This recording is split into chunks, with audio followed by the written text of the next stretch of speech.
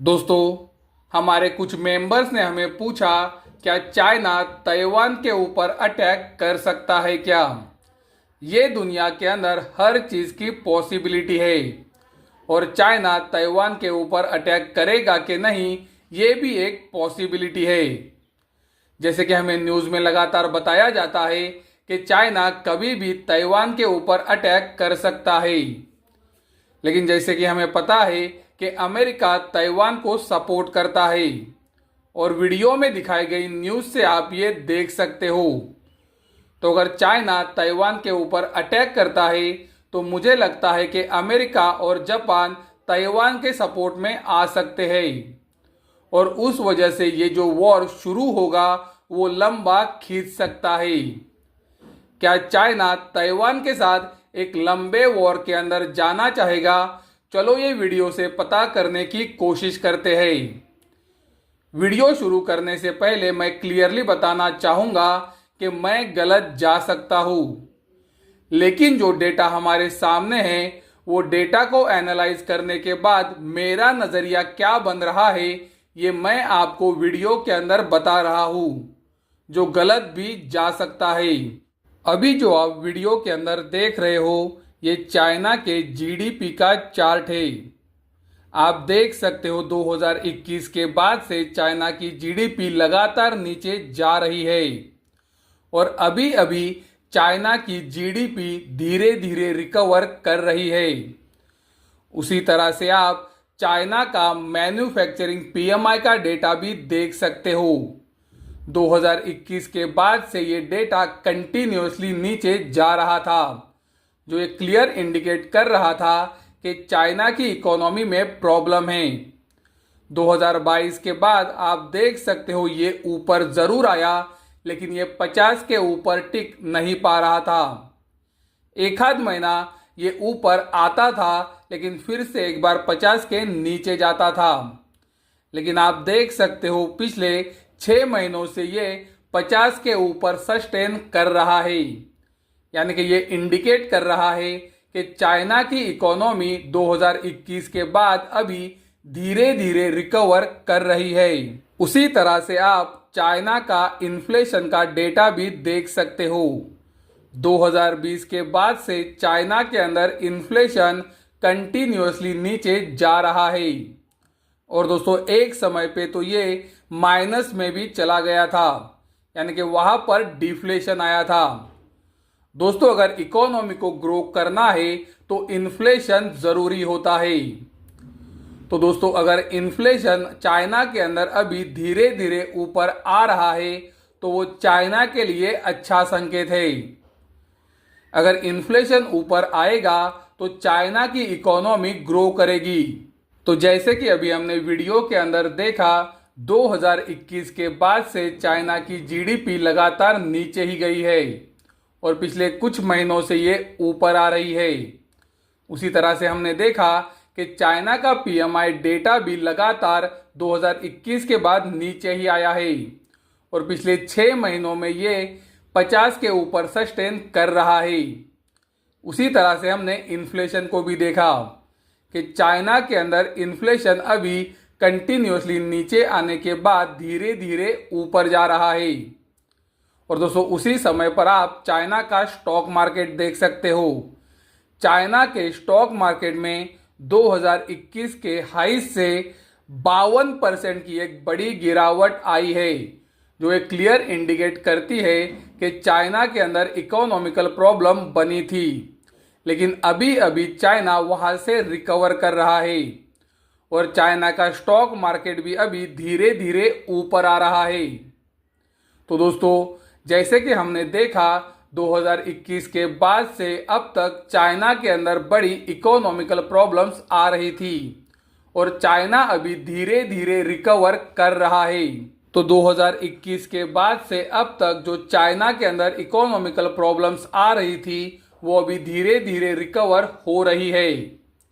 तो दोस्तों मुझे नहीं लगता कि चाइना ताइवान के साथ वॉर के अंदर जाना चाहेगा, क्योंकि अगर चाइना ताइवान के साथ वॉर के अंदर चला जाता है तो ये इकोनॉमिकल प्रॉब्लम्स और बढ़ेंगी और पिछले 3 साल से तो चाइना पहले ही बहुत इकोनॉमिकल प्रॉब्लम झेल रहा है और मुझे नहीं लगता है कि वो उनके इकोनॉमी को और ख़राब करना चाहेंगे, क्योंकि अगर चाइना ताइवान के ऊपर अटैक करेंगे तो यूएस और जापान भी ये वॉर के अंदर शामिल हो सकते हैं, जो ये वॉर को और बढ़ा सकते हैं और इसका प्रॉब्लम डायरेक्टली चाइना की इकोनॉमी के ऊपर ही होने वाला है।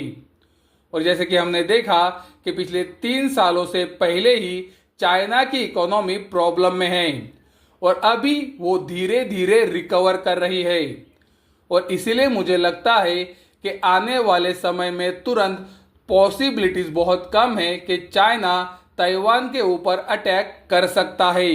दोस्तों, चाइना की इकोनॉमी दुनिया की दूसरी सबसे बड़ी इकोनॉमी है।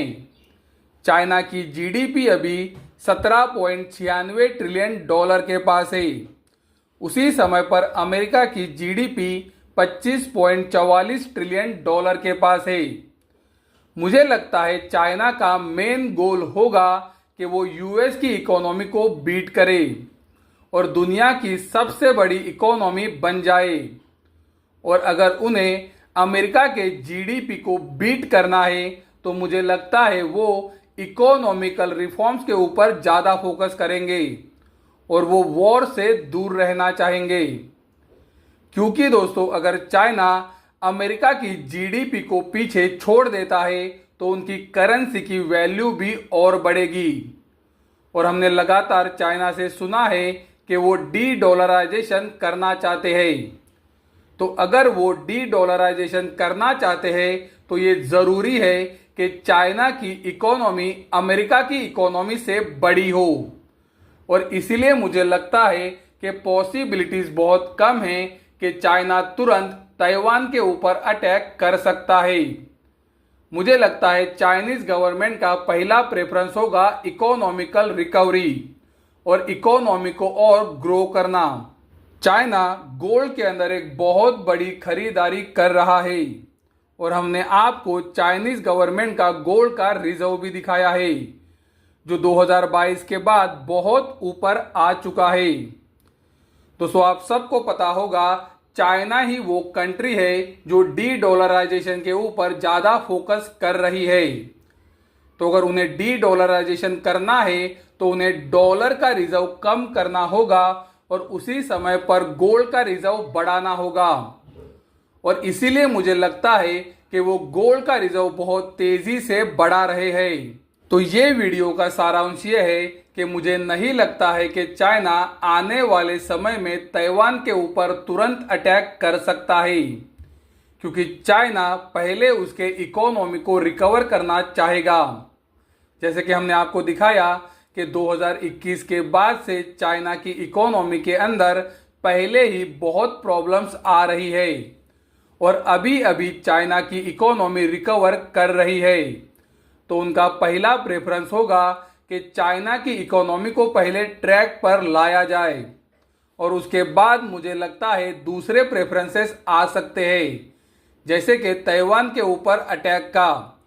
लेकिन दोस्तों, मुझे लगता है कि चाइनीज़ गवर्नमेंट अभी तो उनकी इकोनॉमी के ऊपर फोकस करना चाहेगी और अगर उन्हें डी डॉलराइजेशन करना है तो उन्हें चाइनीज़ इकोनॉमी को अमेरिकन इकोनॉमी के ऊपर लेके जाना पड़ेगा। उसी तरह से अगर चाइना को डी डॉलराइजेशन करना है तो उन्हें डॉलर का रिजर्व कम करना पड़ेगा और वो कर भी रहे हैं और इसीलिए वो गोल्ड के अंदर ज़्यादा खरीदारी कर रहे हैं और उनकी गोल्ड के अंदर खरीदारी अभी बहुत बड़ी हो चुकी है। मुझे लगता है अगर चाइनीज़ इकोनॉमी यहाँ से ग्रो करेगी तो गोल्ड सिल्वर के लिए वो अच्छा संकेत होगा, क्योंकि हमने देखा अभी जब चाइनीज़ इकोनॉमी उतना अच्छा नहीं कर रही है उसके बावजूद भी गोल्ड सिल्वर की किस तरह की डिमांड है। तो अगर चाइनीज़ इकोनॉमी अच्छा करेगी तो गोल्ड सिल्वर की डिमांड और बढ़ेगी, जो गोल्ड सिल्वर की कीमतों को सपोर्ट करेगी। उससे उल्टा अगर चाइना ताइवान के ऊपर अटैक करता है तो मुझे लगता है कुछ समय के लिए गोल्ड सिल्वर की कीमतें ऊपर जा सकती है, लेकिन उसके बाद मुझे लगता है उनके अंदर फिर गिरावट ही आएगी। तो मुझे लगता है अगर चाइनीज़ इकोनॉमी ग्रो करेगी तो वो सबसे अच्छा होगा। और अभी चाइनीज़ गवर्नमेंट का फोकस उसी पे रहेगा, ऐसा मुझे लगता है।